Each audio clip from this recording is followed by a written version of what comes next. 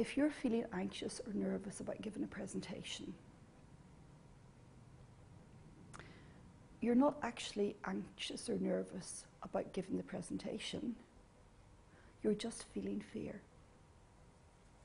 And the fear is zoned in on the fact that you're giving the presentation. Okay? I'm going to get a little bit technical here.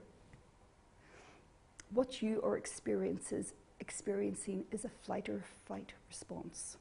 So whenever our bodies feel fear, our conscious mind, the ones that we use to think, oh, well, I take sugar in my tea or whatever, it disappears. Fear, the conscious mind, kind of blanks out.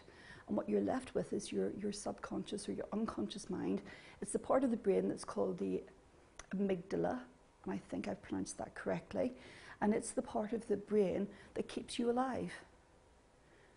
Because of the amygdala, you don't die when you fall asleep at night. Once you feel fear, that fear sends a message to that part of your brain that goes, oh my God, saber-toothed tiger, Tyrannosaurus rex, fight or flight.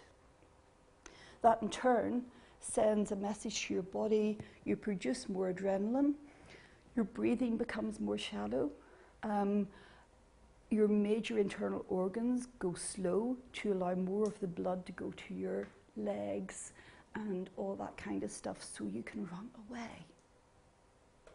So, how do we tell our amygdala that everything's okay? We breathe. And then, the saber-toothed tiger goes away or turns into nice fluffy seas waving bye-bye. Okay? Seriously, one of the things that you can do, and you should test it out from time to time, if you're in a situation where you're feeling tense, the one thing you can do that will really help is breathe. So now we're going to do a little session, and you're going to get involved in doing some breathing. And so when we're breathing for speaking, I'm not saying that you have to be like an opera singer and take these massive big breaths and then give out to everybody. But you do need to start with breath in your lungs. You need to use these bad boys down here, because if you only use the pear drop at the top, that's not enough air to sustain you, to keep you calm, or to help you speak effectively. So what we're going to do is we're just going to practice some slow breathing. And what I'd like you to do, and I'll demonstrate first, is I want you to focus on keeping your fingers, see if you can find the bottom of your ribs, that kind of area there, yeah? But keep your shoulders dropped, you know, just around that area.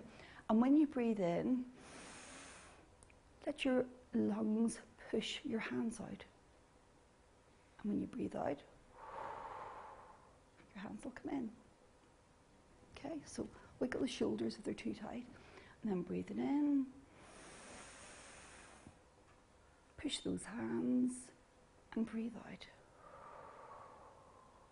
You guys are doing really well. Okay, the other thing is chin parallel with the floor. This time we're taking it one step further, because now we're going to control the breath, which is probably something nobody's ever taught you before. So you're going to, and I'll demonstrate, you'll breathe in for a count of 3, you'll hold for a count of 3, and breathe out for a count of 3. Okay, so here we go.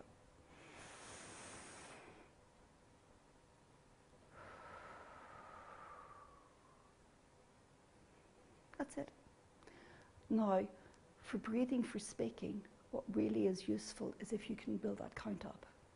If you can build that up to 9. When you're practicing, if you can develop that, so you're breathing in for 9, holding for 9, breathing out for 9, what you're doing is you're telling your lungs and those muscles, the intercostal muscles, transverse abdominal, I'm in control, mate.